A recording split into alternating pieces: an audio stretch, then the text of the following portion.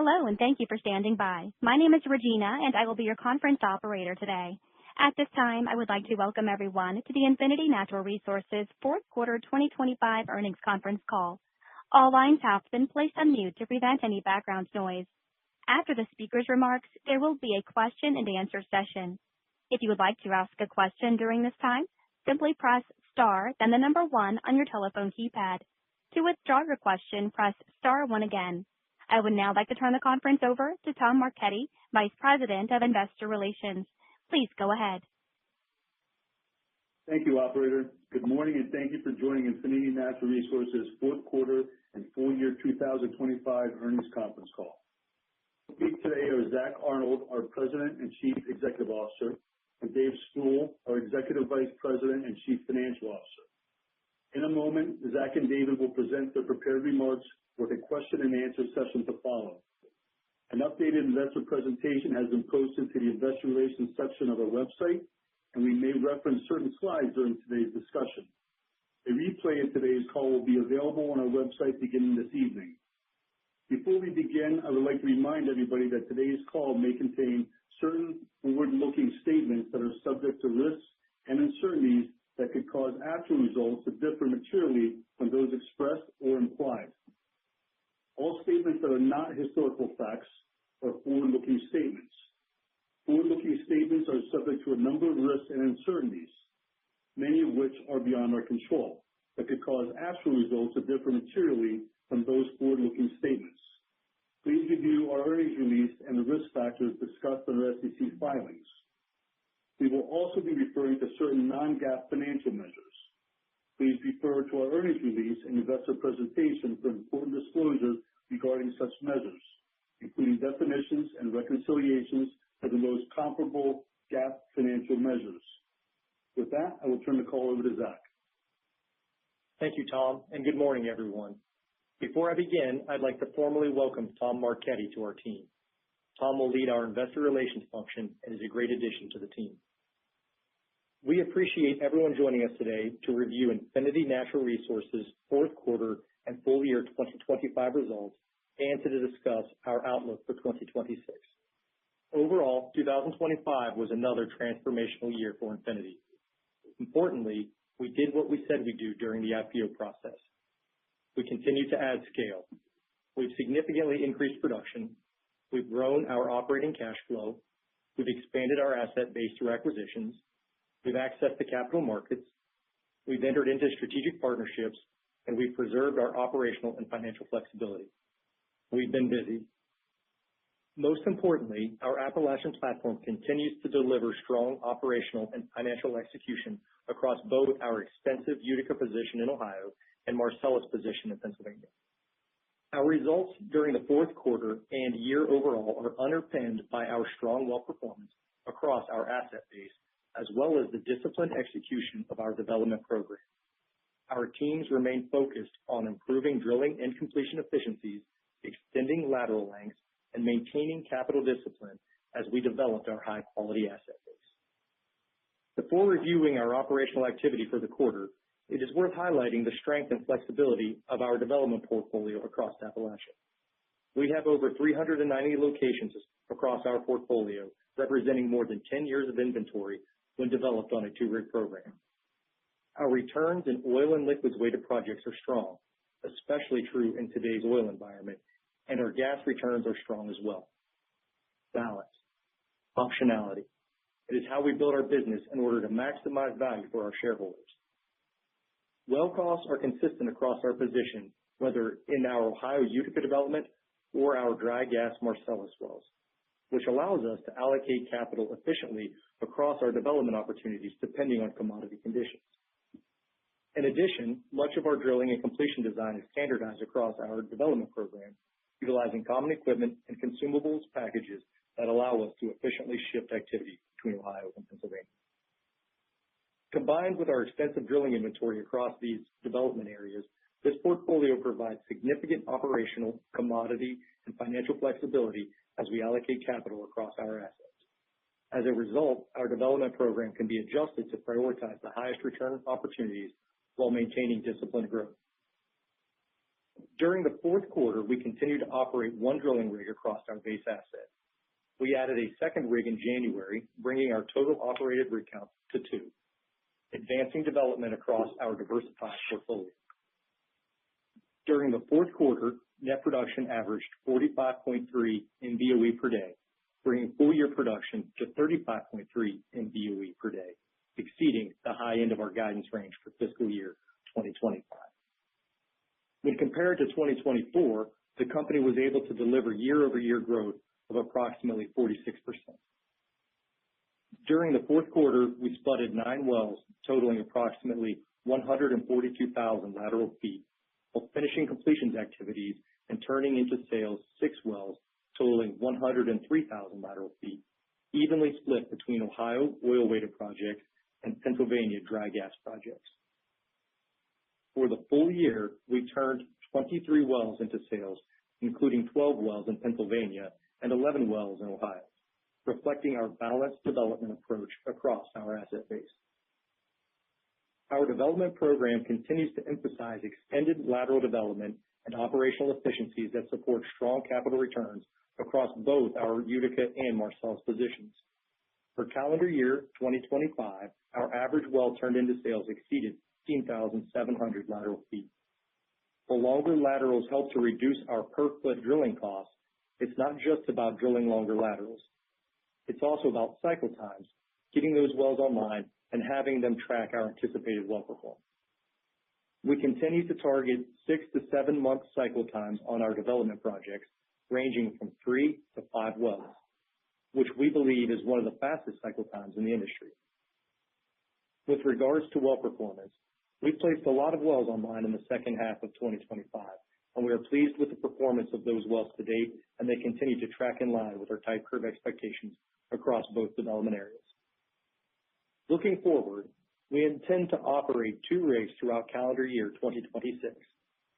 While the world is ever-changing these days, especially with commodities, we anticipate allocating slightly more capital towards natural gas-weighted development based on wells turned into sales during the year. Approximately 30% of our projected wells turned into sales will be on the assets we recently acquired, developing our rich gas locations in the Utica Shale of eastern Ohio. Turning to our recent acquisitions, on February 23rd, we closed the previously announced $1.2 billion acquisition of Ohio Utica assets from Antero Resources and Antero Midstream. This transaction is a highly complementary bolt-on to our existing position in Ohio, adding extensive inventory across multiple phase windows directly adjacent to our legacy acreage, further supporting our long lateral development strategy. Just as importantly, the transactions included ownership in the associated midstream system, which provides us with attractive midstream costs and further reduces well break-evens across the acquired assets. We intend to devote a rig to the development of these assets during the year, beginning early in the second quarter, and we expect our first pad from the acquired position to come online during the second quarter.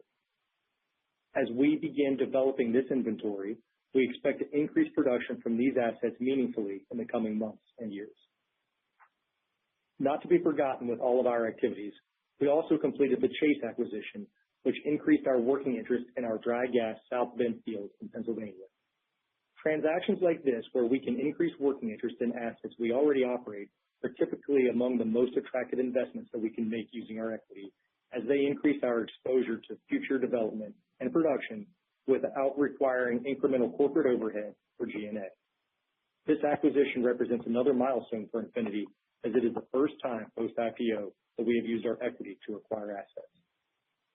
Together, these transactions expand our development inventory, increase our participation in high-quality drilling projects, and strengthen the strategic position of our Appalachian platform through enhanced infrastructure and marketing assets.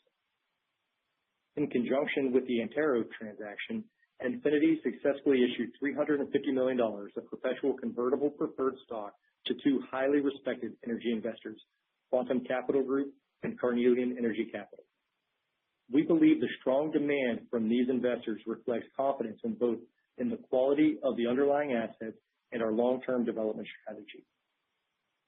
This hybrid equity structure is consistent with our philosophy of maintaining a strong and flexible balance sheet. we were able to raise significant equity capital above our IPO price while reducing outstanding debt and preserving financial and strategic optionality for the company. Importantly, this capital supported our election to increase our participation in the Ohio Utica acquisition to a 60% working interest, deepening our ownership in an asset we know well and believe strongly in, while maintaining balance sheet discipline as we continue to advance development across our Appalachian platform. Looking more broadly at the market environment, we continue to see strong structural demand for natural gas and associated liquids across North America. Recent geopolitical developments in the Middle East have strengthened crude prices across the forward curve through 2030, representing another opportunity for us to demonstrate the value and flexibility of our unique asset base. With our development activities in the fourth quarter, we have significant oil-weighted volumes planned for the first half of 2025. We have taken this opportunity in the commodity markets to lock in attractive oil hedges for 2026 and 2027 using a balance of swaps and collars. Additionally, we are evaluating our development plan as to whether we should accelerate any additional oil projects to take advantage of attractive prices. We cannot predict whether this will be a short-term event, but we will continue to monitor the situation to see if elevated oil prices prove to be longer lasting and warrant additional development of our oil inventory. On a more micro level, and for our Ohio Utica liquids production specifically, we are witnessing increased regional demand dynamics. Condensate and other light hydrocarbons produced from liquids-rich plays, such as the Utica, are used both as refinery feedstock and as diluent for heavier crude oils.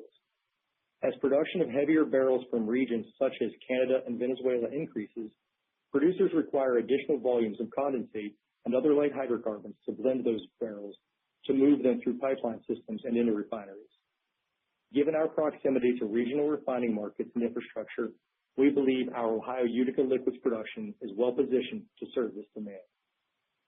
Turning to natural gas, global demand for U.S. LNG continues to expand, and with additional liquefaction capacity expected to come online over the next several years, U.S. natural gas supply is increasingly positioned to serve global energy markets. Domestically, rising electricity demand is expected to drive additional natural gas consumption within the U.S. power sector. Looking ahead, we remain focused on executing a disciplined development program that balances growth with capital efficiency. Our diversified asset base across our Appalachian platform provides flexibility to allocate capital toward the highest return opportunities depending on market conditions. With that, I will turn the call over to David to review our financial results and outlook. Thank you, Zach, and good morning. Our financial results for the fourth quarter and full year reflect the strong operational execution delivered by our team throughout 2025. During the fourth quarter, net production averaged 45.3 MBOE per day, and we generated adjusted EBITDAX of $94.0 million, representing adjusted EBITDA margin of approximately $3.76 per MCFE, or $22.58 per BOE. During the quarter, we realized average prices of $51.22 per barrel for oil, $3.14 per MCF for natural gas, and $23.56 per barrel for natural gas liquid, with realized pricing reflecting regional market conditions and differentials across Appalachia, consistent with our expectations during the quarter. For the full year, adjusted EBITDA totaled $261 million, reflecting continued production growth combined with disciplined cost management. Operating costs during the quarter averaged $5.56 per BOE, reflecting continued operational efficiency and increasing contribution of natural gas production from Pennsylvania within our overall portfolio. We believe that we maintain one of the lowest operating cost structures in Appalachia, supporting our strong capital efficiency metrics. We continue to witness our cost decline approximately 36% during the fourth quarter when compared to the prior year.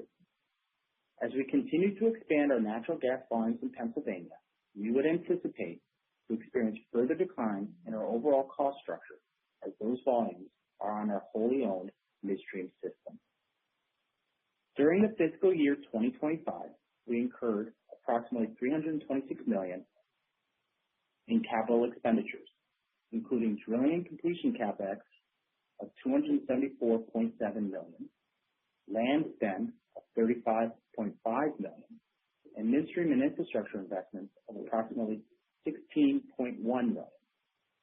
For the full year, development capital expenditures total approximately $290.8 million, consistent with our previously communicated development plan. Our capital allocation framework remains focused on maximizing long-term shareholder value.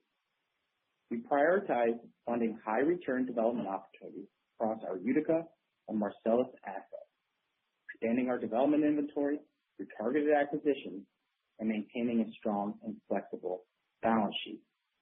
Additionally, during the fourth quarter, we repurchased approximately 87,000 shares of Infinity common stock at an average price of $13.60 per share, for a total repurchases of approximately 1.2 million during the quarter. We remain opportunistic in executing share repurchases while ensuring that capital returns do not impact our ability to execute our development program or pursue strategic opportunities. As Zach mentioned previously, during the fourth quarter, we also completed a $350 million strategic equity investment in the form of a perpetual convertible preferred security, which is convertible into common equity at $21.36 per share, which is above our IPO price, aligning investors with long-term equity value creation. This hybrid structure provided permanent equity capital that allowed us to repay a portion of the revolver borrowing used to finance the Ohio acquisition, while also supporting the increase in our working interest of the transaction to 60%. Importantly, the structure limits immediate dilution to existing shareholders and preserves balance sheet flexibility relative to incremental debt. At year-end, we had net debt of approximately $148 million and total liquidity of approximately $227 million. Before turning to our outlook for 2026, it is important to note that our guidance reflects both the operational progress discussed earlier, as well as the capital structure initiatives completed during the fourth quarter of 2025 and the first quarter of 2026. Our development program is expected to operate 2 drilling rigs during 2026, including 1 rig deployed across our legacy assets in Pennsylvania and Ohio, and 1 rig dedicated to the recently acquired Ohio Utica assets, beginning early in the second quarter. This level of activity supports continued production growth while maintaining capital discipline and operational flexibility across both areas.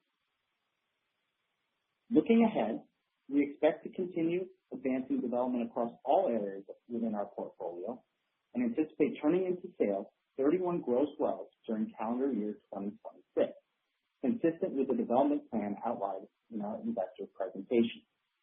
In the first quarter of 2026, we expect to turn 4 oil-weighted wells in line on our Ohio Utica assets. For 2026, we expect net production to average between 345 and 375 MMCFE per day, representing growth of approximately 70% year over year. Development capital expenditures, which are a combination of drilling and completion as well as midstream capital expenditures, are expected to range between $450 million and $500 million. With that, I will turn the call back to Zach for closing remarks. Thank you, David. To summarize, 2025 and early 2026 has been a transformative period for Infinity Natural Resources as we continue to execute operationally, scale our Appalachian platform through strategic acquisitions, and reinforce the balance sheet with new long-term equity partners. We enter into 2026 with a strong operational foundation, expanded development inventory, and a strengthened capital structure. Our position across oil-weighted Ohio Utica, rich gas Ohio Utica opportunities, and dry gas Marcellus and Utica development provides the flexibility to continue delivering sustainable growth and value for our shareholders. Operator, please open the line for questions. We will now begin the question and answer session. To ask a question, press star, then the number 1 on your telephone keypad. We kindly ask that you please limit your questions to 1 and 1 follow-up. Our first question will come from the line of Michael Scialla with Stephens. Please go ahead. Hi, good morning. Wanted to ask on your 26 plan, your CapEx guidance is a fair bit above analyst estimates. Can you talk about any changes you made you gave some soft guidance back in mid-December when you did the call on the Antero acquisition. Any changes that you've made since then, and any things that might be in there that David, you mentioned, midstream is built into that. Wanted to see if you could break that out at all. Thank you. Hey, Michael, Zach speaking here. Thank you for that question. I think it's a timely one. First and foremost, I would want to point you back to slides 7 and 10 of our investor deck showing how well we performed last year. We've had cost improvements from a D&C perspective and continue to have great capital efficiency and EBITDA margin. So this capital guidance range that we're talking about and that you're trying to interpret is not a reflection of drilling cost concerns. We've continued to execute very well there, and we're gaining scale, so we expect additional synergies and improvements. What I think is helpful to understand is some things related to the acquisition. First of all, we have an additional 9% of CapEx. Now, we took on additional working interest from the Antero deal than what we knew when we were talking before. Also, the first pad out of the gate, the English pad, will be completed by us and the capital borne by us. So that's 19,000 lateral feet on 3 separate wells. So that's a lot of lateral footage with completions activities that are coming to us. Another point on the Antero deal, we wanted to make sure we had a rig ready to go as quickly as we could, and we didn't want to have the asset closed and be looking for a rig. So as a result of that effort, we picked up the rig before close, and that rig's been drilling on INR projects. So effectively running 2 rigs across our base business for part of this first quarter. So those things are all adding to it that were a little bit different than when we visited before. You talked about midstream, and I think that's an important component of this too. And while we don't break that out, we've more than doubled the size of our midstream with the acquisitions of Antero, and we're actively developing in both areas that require midstream investments. And so we'll expect to spend money in both areas, PA and Ohio, as we build out midstream. And I think for us, we don't break it out because it's a little bit fungible, and it still gives us some flexibility in our pad selection and where we're deploying capital between drilling wells that don't require midstream. Maybe you add an extra well to that pad versus somewhere where you need to add midstream, so you allocate dollars there. A couple other things just to point out too is we want to make sure we maintain flexibility in that capital guidance for what we did last year, which is pick up working interest. Our land group has been incredibly skilled at the ground game and adding in working interest and lengthening laterals. So I don't want to surprise somebody if we end up with more working interest or longer laterals than we talked about. And now that we're running 2 rigs, the timing component becomes a little bit magnified, where if those rigs gain pace and start drilling faster because we have rigs that are having shorter rig moves because they're staying in Ohio instead of bouncing back and forth between Ohio to PA, for example, and we pull forward a well into the year, and that's another $10 to $15 million that hits your CapEx budget. And those back of the year CapEx spends don't reflect themselves in 2026 production. So a lot of things going on there, but I think for us, we want to make sure we give ourselves the flexibility to react and be able to plan our business without surprising anybody as other projects come up. And there are certainly capital projects we haven't budgeted before that I think could be interesting, including for the deep dry gas unit.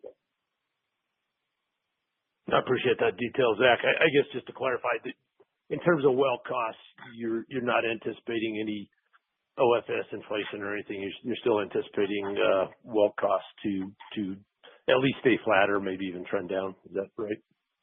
Yes, that is correct. Great. And then wanted to follow up on the, you mentioned the Deep Utica, which you've budgeted for this year. Anything more you can add on that play, why you decided to? I know you guys have kind of gone back and forth on when you were going to drill that first well. I guess what helped you decide to put it in the 26 plan, and what do you think your exposure there is if the play works? And we wanted to budget for it. We'll still maintain the flexibility to choose to do it or not do it as we see gas prices and other factors, maybe oil prices, ripple through our decision-making process. So we set ourselves up with a rig that's capable and experienced at doing this. One of the things we wanted to do was make sure we set ourselves up for success to the greatest extent possible. And we're really excited about some of the deep dry gas Utica experience that we've added to our internal staff and to our field staff as well. When we get to the right project and we do have a permit in hand and we have a rig that's capable and experienced drilling this, we'll be positioned to execute. Hey, Michael, this is David Sproul. I think you can look at the development plan that we have, and the development of that well would be towards the latter half of this year. We would not anticipate that well coming online this year.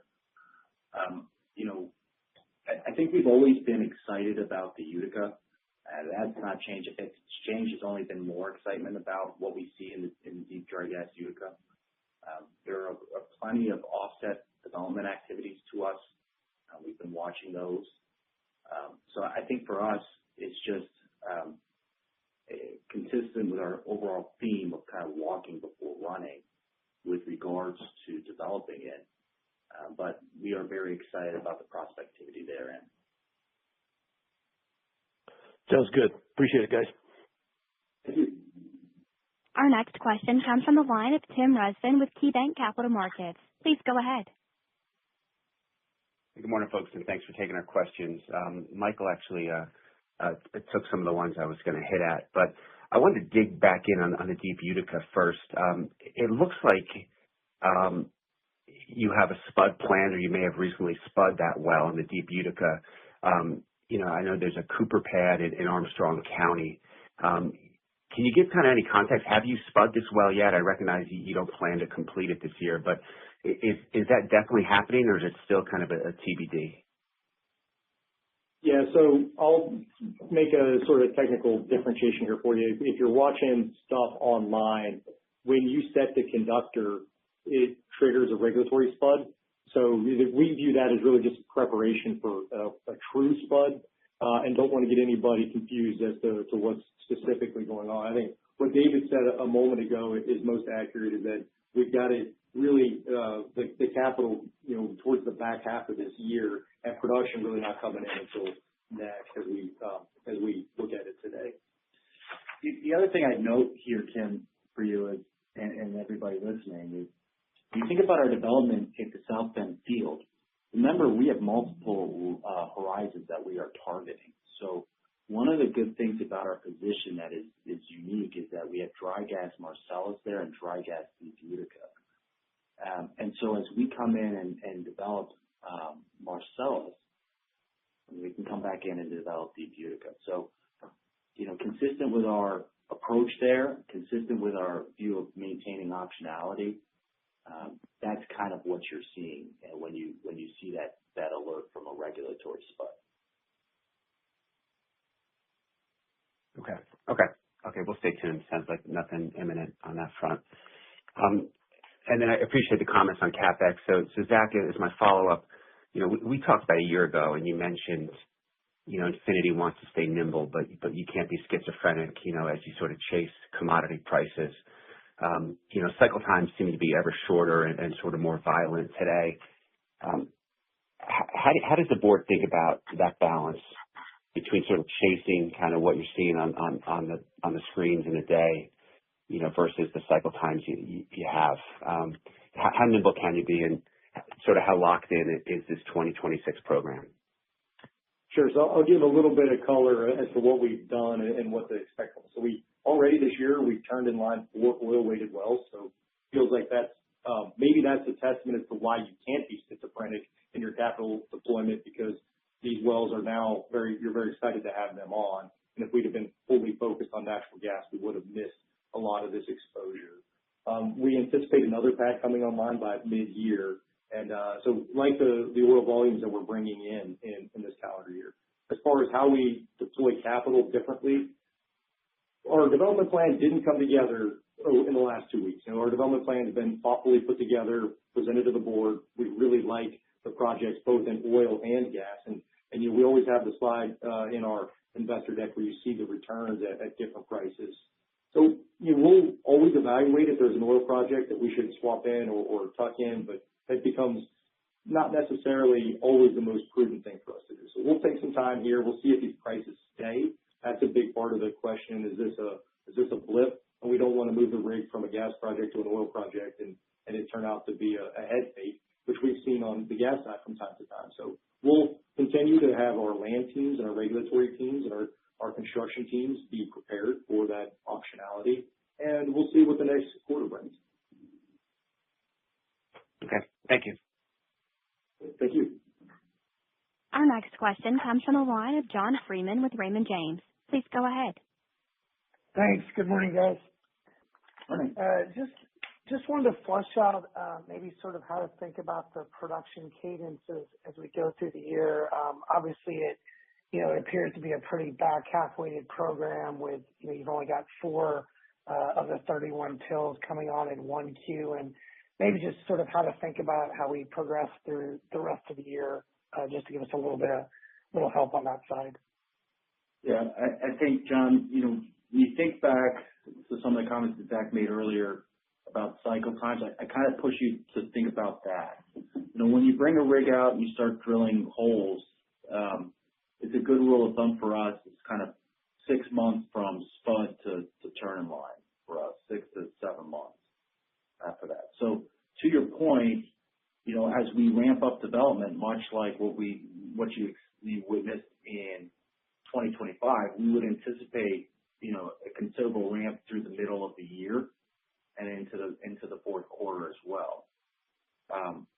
So, we've started the year, albeit relatively slow. We've turned in, as Zach kind of noted already, 4 very long oil-weighted wells. We will start picking up pace on with regards to the turn-in lines through the balance of the year. Perfect. Thanks. And then just a quick follow-up on that. How many DUCs did y'all enter 2026 with? I think we entered the year with, the interesting thing here, John, is the timing of where that calendar falls. I think we entered the year with 8 DUCs that we had, and we were in the process of drilling a couple more wells during where December 31st fell. Of those 8 DUCs that we carried into the year, we have turned into sales 4 of them. We turned in 2 wells in Carroll County, and we turned in 2 wells in Guernsey County. And we're actively completing the remainder. Got it. Thanks, guys. Nice quarter. And thank you. Appreciate it.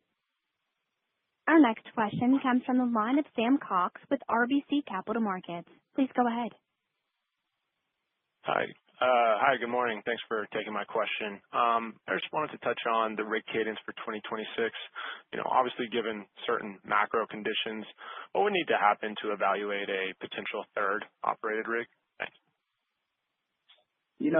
That's a great question, Sam. I think for us, we are cognizant of our portfolio and the returns that we have. So we're really excited about that. I think we're probably more likely to maybe consider additional frac crews, I would say, than drilling rigs at this stage. But it's difficult to say. Honestly, 3 weeks ago, oil prices were a little bit different than they were during the straight kind of considerations that we're seeing right now. So, if oil prices stay extremely elevated from spot relative, throughout the remainder of the year, it's something that we would evaluate. But I want to caution you to think that we're not windsocked here. We're systematically exploiting the reservoirs that we have in a prudent manner. So, we'd like to maintain optionality. We've built into our forecast the ability to maintain optionality both in natural gas and oil. So we have flexibility to do the right things. but we're going to let other people kind of windsock with the commodities and make that determination. Today, we're just systematically exploiting what we have. Got it. No, I appreciate that. And then you also recently added some long-term hedges to the disclosure this time. How are you all thinking about your hedging strategy? Sure. Hedging's always interesting, right? You always look back at hindsight 2020. It's not shocking. Everybody would like to have higher hedging prices. I think we're not speculating on. We're really not speculating on oil prices or natural gas prices. What we do is de-risk our development program. If you look on slide 8, you can see the returns that we have here for oil-weighted or natural gas-weighted projects. So when we can get to a situation, whether it be a swaps or collars, that we can lock in really attractive discounted returns on investment, we will do that. The other thing I'd note is we stay true to our tenets here. We've talked about hedging when the rig shows up. We've talked about hedging when the completion crews show up. Zach was talking about the activities that we had. We entered the year with 8 oil-weighted wells, that we were completing and turning into sales. And so we've layered on hedges. Obviously, some of those hedges, are a little bit lower than maybe the spot is on 2027, but not by much. But we are looking to systematically de-risk our development plan and lock in those returns as we've indicated to our shareholders. So we've done that. So we're pretty proud of what we've done. Got it. Appreciate it, guys. Thanks. Thank you. Again, to ask a question, press star followed by the number 1 on your telephone keypad. And our next question will come from the line of Nicholas Pope with Roth Capital. Please go ahead. Hey, good morning, everyone. Good morning. Fourth quarter saw a big jump in oil volumes. Just 3 wells brought online in Ohio.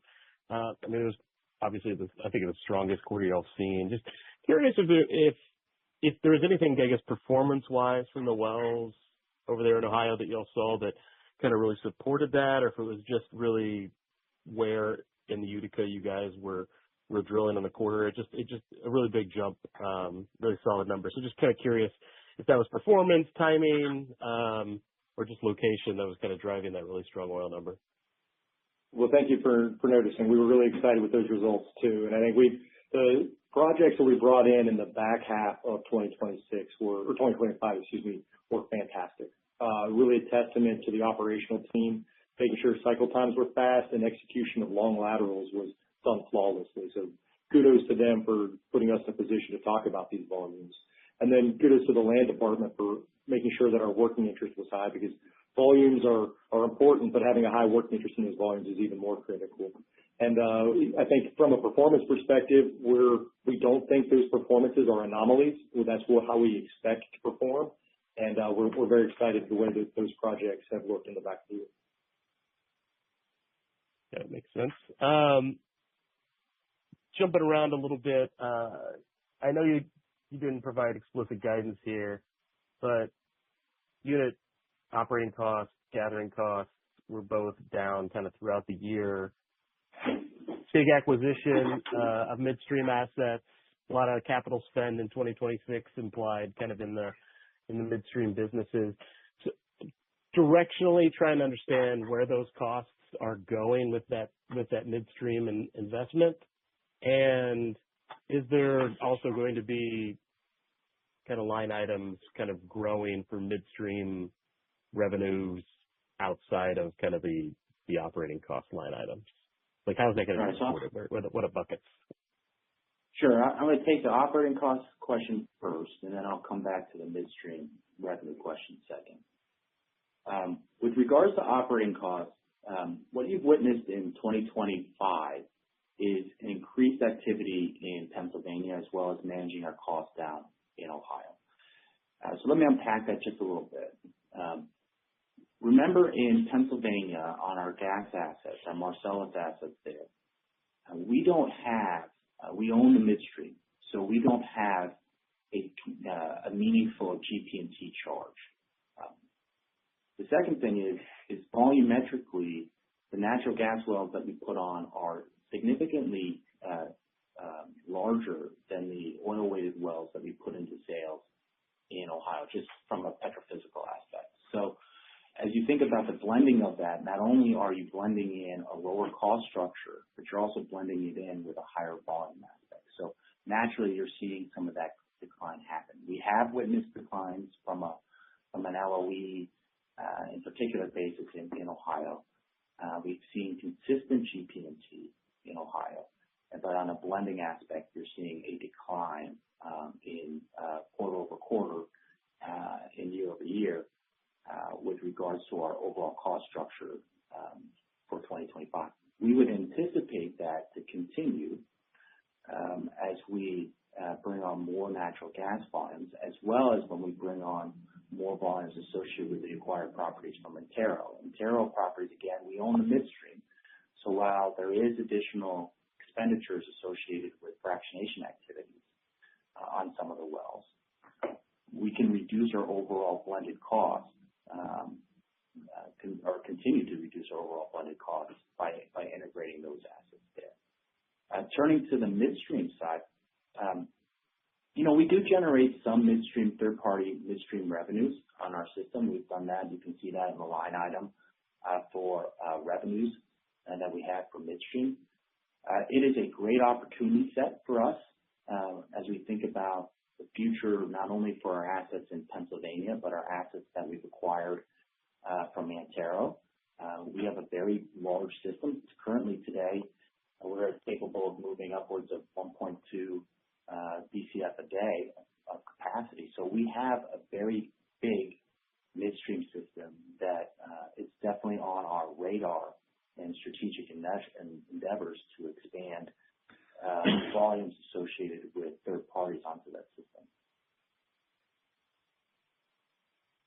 Got it.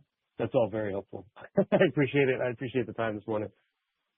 Thank you. And this concludes the question and answer session. I'll hand the call back over to Zach for any closing comments. All right. Thank you all very much for your interest in Infinity Natural Resources. We're very excited to talk about the quarter and the upcoming year, and we look forward to visiting again soon. Thank you. This concludes today's call. Thank you all for joining. You may now disconnect.